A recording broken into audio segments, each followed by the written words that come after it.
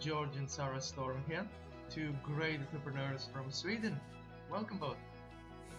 So my name is George. I have been in sales and marketing for the last 22 years. I have virtually sold next to everything under the sun. So credit cards, real estate, telco, events, training, consultancy, software, and the last 10 years I have been in B2B SaaS.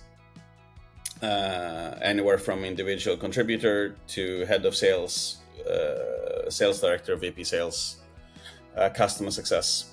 And as of last year, we started with Sara. We started working fully on Break the Box, which is quite niche B2B SaaS consultancy house. I guess that's me for now. Great. Hi guys, my name is Sara, and I have been in sales and revenue the last 22 years, my entire career. I have been working in all roles, basically from individual contributor all the way up to founding our business, CRO, VP sales, all of the sort of different layers in revenue. And my story about sort of my sales progress has always had to do with psychology. I'm very interested in the psychology behind sales and how people work. And I have also been part of companies that have been sort of in a pre-seed startup stage all the way up to scale-up companies within SaaS as well. So the last since 2012, I've been in the SaaS industry, doing different roles in different companies, mainly targeting sort of sales tech, because I really enjoy the technology behind all the work that we're doing in revenue right now. And that's sort of my nerdiness, hyper focus. So that's me. I understand. So, is there a mistake that you made in the past year that you learned a valuable lesson from at the end? It's one of my favorite topics too. So, Nice.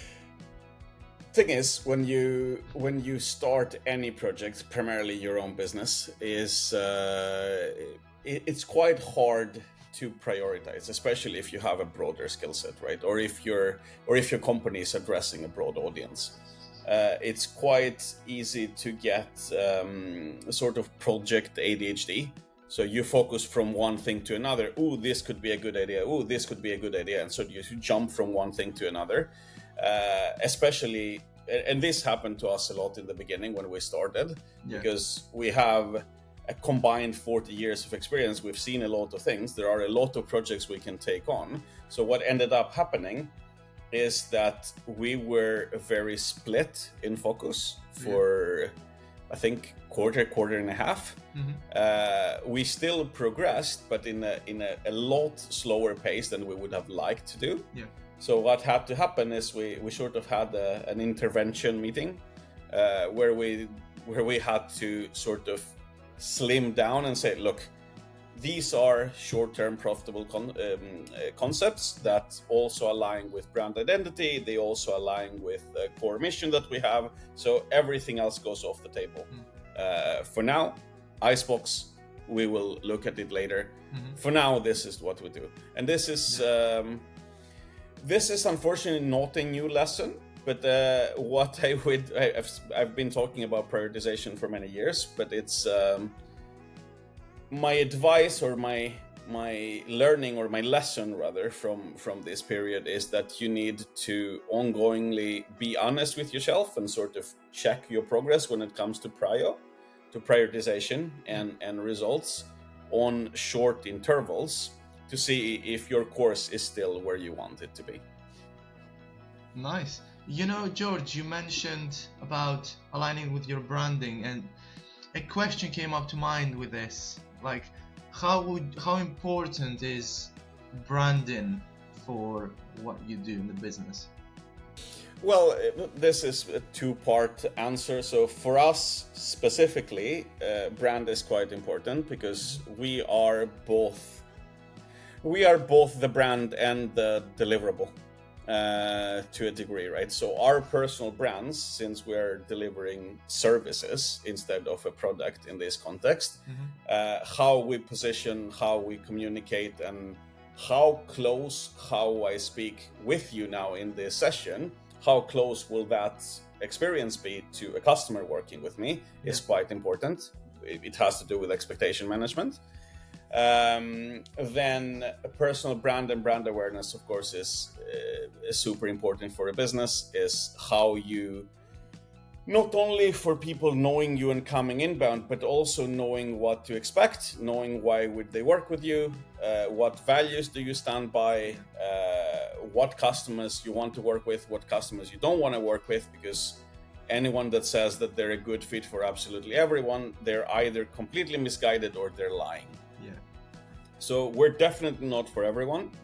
We want to work with companies that are aligned with us from a core values perspective too, and where they want to drive their business. So I would say brand is important in a lot of ways, not only from an inbound perspective, people will recognize us and want to do business with us, but also has to do with having a cohesion of messaging from, if you look at the funnel, from awareness to decision to delivery, so people can understand, or people can have their expectations met. So what I promise in marketing, I deliver in discovery, and then I deliver when I go and do a project. So people will find it a lot easier and a lot more satisfying to follow that journey with me, because it will be consistent in every step. Yeah. So that's why I think in general, brand, from also not from only from a customer awareness, but from a customer satisfaction and advocacy perspective, is also super important. Nice, I love that. What's one question you get asked most often about your business? Since we are a consultancy, I have worked with a lot of consultants in my career, so has George, so has most senior leaders, right? And I personally don't like consultants. George doesn't like consultants. So how consultants normally deliver is PowerPoint decks, advice on a long-term plan, and then good luck with your things. Oh, yeah. And I'm not saying this to sort of disregard the big consultancy houses, but I sort of am too. Because when you work in ICP, our ICP is SaaS, we're working pre-seed, startup, scale up. None of these companies have time for this type of floofy, ideation only, and then good luck with execution. So one of the things we often get asked before we start going into discovery is, but I don't like consultants. Why would I engage with you guys? And then we go into discovery and they start realizing pretty quickly that we are not typical consultants. So we would say that we are consultants for people who don't like consultants. Because we need, in this fast-paced environment we're in, we need operational support, we need execution. And without that execution, you will throw your money into the lake and nothing will happen. So I think that that's a common misconception, because you see that we are a consultancy house and then you make your own assumptions. I fully understand why, because I have the same assumptions. Like, I'm not going to spend money on this because it's not going to give me any ARR. And since our main driver when we do projects is to increase revenue, like actual money, not happiness in the employee team, not, we can have a deck to present to the board, but actually revenue. So that's one of the questions we get asked a lot until we go into discovery meeting and actually talk to the person.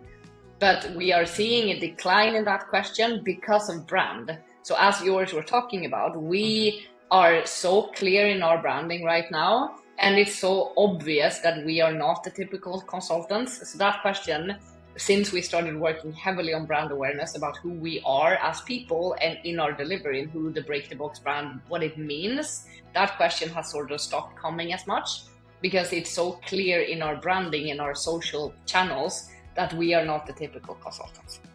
What about a piece of advice you would give to your younger selves starting out as an entrepreneur? I think we can both answer this one individually. I'm pretty sure we're going to have different answers. Yeah. So advice that I would give myself, I would say to jump into roles a bit earlier. I operated always under the assumptions that my management or directors in general have some God-given knowledge and we all know what we're talking about and we have some super elaborate plan on how to run a sales team or how to run a department. What I realized later in my career is we're all making it up as we go.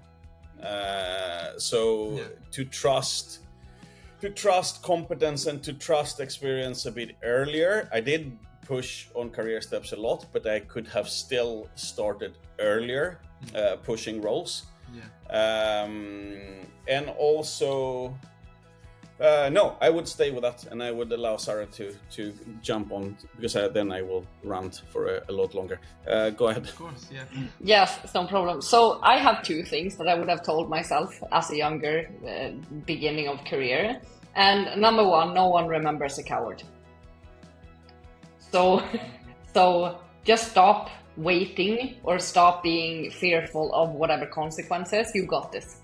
Number two, for God's sake, stop listening to your manager. These are my two advice. Because all of these things that I'm talking about now, very much related to me either listening to a manager telling me what limitations I had, or me listening to myself telling myself what limitations I had. Don't listen to your manager. So the manager that you have, whatever role you're in as an individual contributor, the manager that you have will be the one who will either push you down and limit you and box you, or that will lift you up. In most cases, you will be able to know which type of manager you have within 3 weeks. Those are the most impactful for you when you're starting to grow your career. You will very unlikely talk to the founders a lot. You will very unlikely talk to the CRO a lot. You will very much talk to your manager that is just on top of you. And that's going to make or break how much you can grow. So the idea of not listening to the founders doesn't make sense, because they're not going to be involved in your day-to-day life, in your day-to-day work. But your manager, your direct manager will be, and that person they don't know anything. They just don't know anything. So finding your own path in who to listen to, building network around you to get people around you who are really good at what they do, who are the best in the industry. You can find them on LinkedIn, you can follow them on social, you can stop talking to them. So you get advice from people who are not, because the person who is your manager in itself doesn't guarantee that they actually don't have your best interest at heart. Their best interest is how much money you can make them, how good you can make them look. But that doesn't mean that they will lift you, because once you start flying, you might take their job. So there is a balance here to understand if you have a good manager or not. And my ongoing recommendations to salespeople who are junior is don't listen to your manager. Just don't listen to them. They are wrong. Do your thing. You will figure it out, and take help from outside of the company rather than your manager. And that might sound harsh, but it's my experience working with thousands of salespeople that this advice is solid in each and every case. Yeah, I understand. Let's get back to the sales. We mentioned so much fun. Why so much fun? Most people in sales are dopamine junkies, right? So since we are, and I think that that's true for most people, no matter what you work in, you just find other dopamine hits. But the idea, because I've had a lot of conversations with sales reps about this, the rejection spiral and how that works. And one of the things that I've noticed when I look at my results, and I wrote a book on SDR work. It's on Amazon if anyone want to check it out, but that has to do with mentality to a certain extent about this. And one of the reasons why we get rejected so much is because our managers in our company is not giving us the right ICP and buyer persona and messaging for it to not happen so much. So when you look at hit rate or connect rate and all of these things, the things that you can impact, you can actually get pretty good numbers if you're a good SDR, which means that you won't get rejected as much. But for me, I was schooled like a long time ago. And my school told me, even if it's not true anymore, because it's not, I'm old, so I'm not going to rely on this truth to be the truth for now. But what I got taught was basically every no is a step to a yes. And this sounds like fucking ABC and always be closing. But at the end of the day, when I get a no, I get actually excited because I know that I'm just a few steps to my yes. So since I removed all the ego and the fragility of they are rejecting me very early, I have never been bothered by no's. I don't see them as a problem. I see them as part of the game, part of the process, part of my job description when I'm working with booking meetings. And as a leader today, I sort of train the same mentality. You can't get rejected, you as a person, because they have no idea who's calling. They don't know you. There is nothing related to your person in this. This is just a stressed executive who doesn't have time for anyone cold calling them. It's not you, it's their situation. And to have empathy for decision makers and understand that this is part of my job description, and every no will get me closer to having a good conversation, to maybe booking a meeting, to having a good meeting, to driving a good project. These are the things that gets me excited. And I think this is very much a mentality. So they're not rejecting you as a person. They're just not, because they don't know you as a person, so they can't reject you. And I remember when I started doing sales when I was 20, I got my first sales job. I was selling gym memberships for a gym chain here in Sweden. And we were, the second day, we went to a school, like a university, to stand in the university court to sell memberships to people who passed by. And I had never been in sales before, so I was nervous. I was so nervous, like I wanted to vomit. It was bad. Like I was super introverted. I didn't know what I was doing there, and I was super scared. So I called my sister, and she had been in sales. She was a sales leader. She knew sales. She was the one who got me into sales to try it. And I called her and I was like, I will die. Help me. And I will always remember what she told me. So what she said was, so look, you're going to put your suit on now. And the people you talk to who reject you, and they will, they're rejecting the suit. It has nothing to do with you as a person. And then after that sort of pep talk, I got my stuff together. And then I went out and I just approached it like I was a suit. It wasn't me who was talking to people. And we broke a record that day with the gym chain because we had never sold as many cards before, because I talked to everyone. And every time someone rejected me, I was like, great, next. And then I just moved on to the next person, right? Without feeling bad at all, because it had nothing to do with me. So I think that sort of mentality is something you can train in your salespeople, to see that step as a good step on the route to the yes. That's my take. And I think George might see it differently, but that's sort of my and I've also worked a lot with SDR teams, and this is such a often happening thing that people get sad.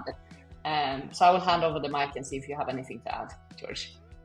Oh yeah, of course. Yeah, I do. Obviously. So then, no, I agree with the rejection stuff, 100%. I also don't think that, to a degree, going into professions like that, even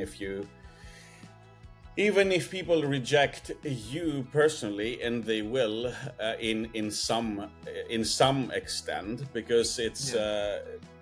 Part of it has to do with technique too. Yes, they reject the product or the service, sure, but there is also an element with you doing a poor job. Yeah. But this is part of the learning process too. The reason I like sales, though, just to add that to the mix too, has to do with what I call it's a very pure profession. Yeah. It's a very pure profession in the sense that your performance is judged numerically, and it's very binary. So either you hit your targets or you don't hit your targets. It's not intangible, or it doesn't really have to do with how well you, I don't know, how much your manager likes you, or how many dinners did you have with the CEO, or how many afterworks you attended. Like, all of these things are completely immaterial. If you hit your targets, you hit your targets. If you don't hit your targets, you don't hit your targets. And that's kind of what it is. So it is an element of ruthlessness in that equation, but for me, it's one of the most clear-cut lines of work you can be in, because quality is a number on the board at the end of the day. Yeah, exactly. I love that. Any last words from George or you, Sara, before we close the pod? Been working in sales for a long time. If anyone wants to chat on LinkedIn about sales or needs help or wants to just bounce ideas, I am open to a connect and a question and a conversation. So please feel free to connect on LinkedIn and let's have a conversation about revenue. Yeah, I can add my 2 cents too. So hopefully the people that are listening or watching this, you're already on the sort of right path. Whatever profession you do, but specifically you're into sales, consume as much content as you can. Be curious. Don't pretend to be curious. Yeah. Be actually curious. Learn as you go. Be comfortable with failing a lot. and it's the only fail-proof way to advance your career and stabilize it to a degree that it makes you actually happy. And as Sara said, hit us up on LinkedIn. We basically live there. Yeah, see you all out there. Brilliant. There's gonna be a link in the description with your social media and everything in there for you guys to go and check them out. And thank you so much, you guys, for being here, both of you. And that was George and Sara Storm, ladies and gentlemen. Super fun.